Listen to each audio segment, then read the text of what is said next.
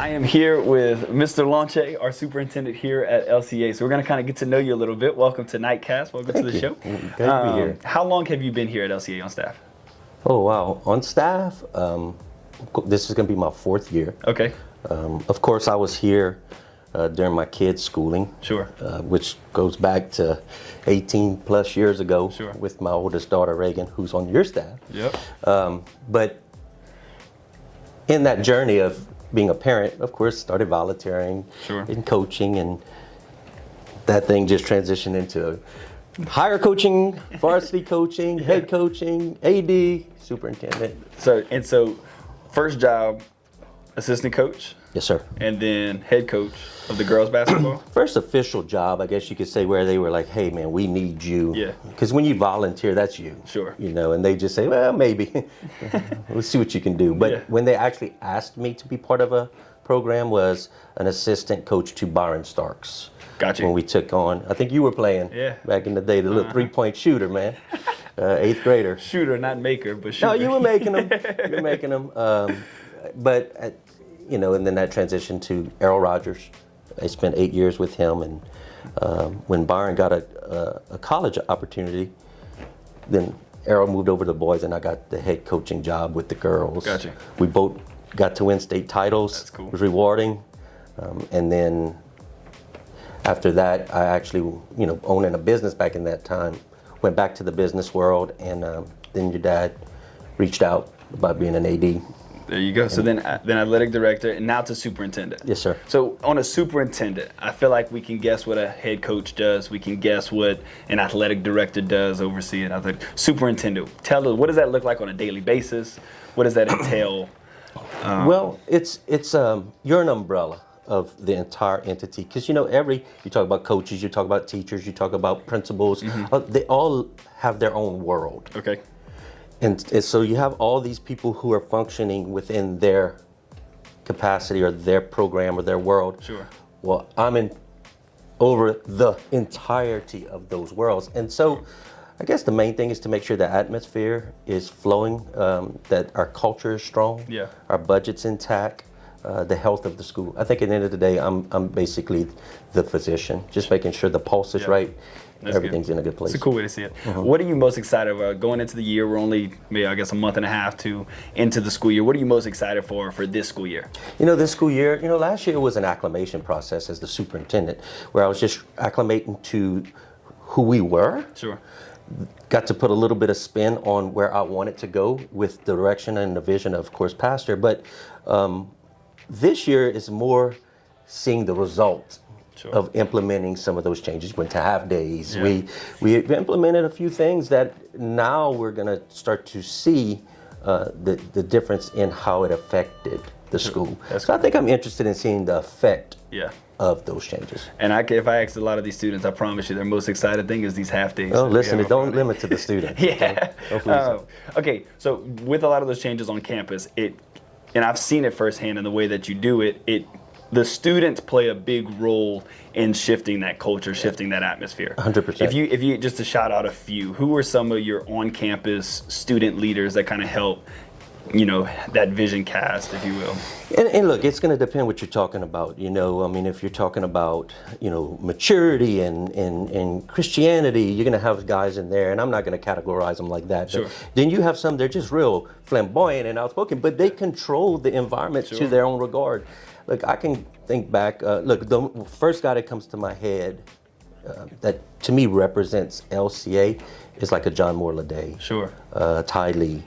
Those guys really stand out to me. And then, being an AD, I got to be part of what we call Barry's Boys. That's like Landon Mancuso and Grayson Scheffler and Gage, Janice. Those guys stand out to me because of what they bring to the table as far as working. I mean, these guys are sweating during their school days to make sure that our football games look good and stuff. So those guys stand out. But even when I look back at like a Cooper and a Jawan, I knew the Cooper and Jawan in their freshman year. Sure. To see where they were and where they are now, correct. That shows great leadership, and people follow those guys. Absolutely. I've known you as Mr. Devin, friend of my dad. I've known you as Coach Devin once I was around, and like you said, coaching with Coach Byron. Now I know you as Mr. Lantier. It's kind of the title around, but I also knew you as T-Frog.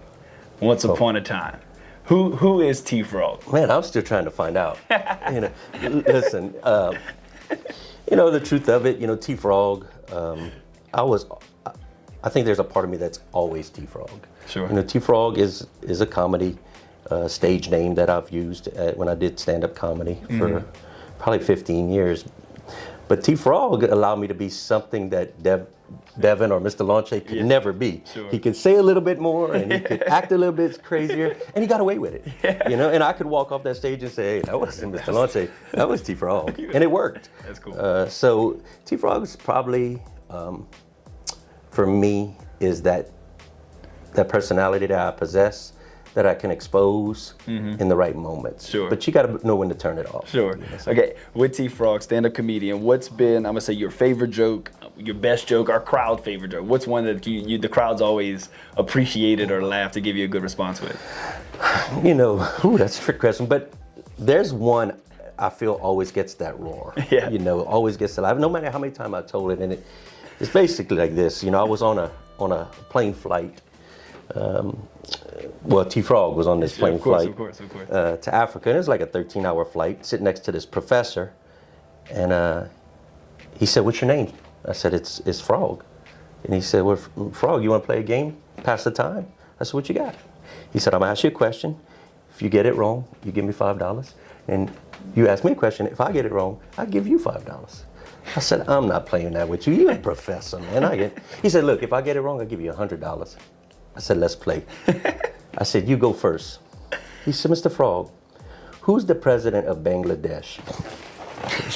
Here's my $5. No clue. I said, all right, it's my turn. I said, Mr. Professor, what animal you get when you throw it in the air? It's got 4 legs, but when it hits the ground, it's got 3. Man, he looked at me. He said, man, 4. He said, I don't know. He said, look, here's my $100. He said, oh, what animal you get when you throw it in the air? It's got 4 legs, but when it hits the ground, it got 3. I said, here's my $5. Oh, yeah. See, Frog's an entrepreneur. Y'all just don't know that. Y'all just don't know that. Okay, few questions. Speed round. Sure. Speed round. All right, if you had to rank these 3 bald guys. Oh, wow. I really like them. How would you rank them? Barry Baldwin Jr., Trev Falk, and Pastor J. Wow. Well, listen, man. One thing I've never been accused of is being stupid. Now, T-Frog, maybe. And I'm going to tell you how I'm going to answer that question. You can take all 3 of those guys, you can throw them in the air just like that animal, and when they hit the ground, whatever they are in, they work. They work. Whatever. They work. They're all special in their own regards. To rank them would be extremely unfair because they all possess a different skill level. Now, one signs my check, so I'm going to give him the edge. Other than that, they're all amazing men. Great answer. Okay, next one. I'm not going to let you out of so easy. I need a name for this one. Sure, I'll give you a name. Who's your favorite coach on the LCA Knights football coaching staff? Wow. Okay, you know what you're doing here. Well, you got head coach, brand new head coach. Brand new head coach. You have a son-in-law. Son and family members. Family member on the coaching staff. And I'm gonna tell you, without even second guessing who it is. It's Coach Joey Jackson. Coach Joey Jackson. And I'm gonna tell you why. And this is not a T-Frog moment. This man's loyal. That man's been through every coaching staff we've had here, and no matter what he's been asked to do, he's done it. It's true. And you know what? So my answer, because they're all great. Sure. But for me, I'm gonna go with the loyal one, Joey Jackson. Great answer. Thank you, Mr. Devin. It was a pleasure getting to know you. Appreciate you. Thank you so much.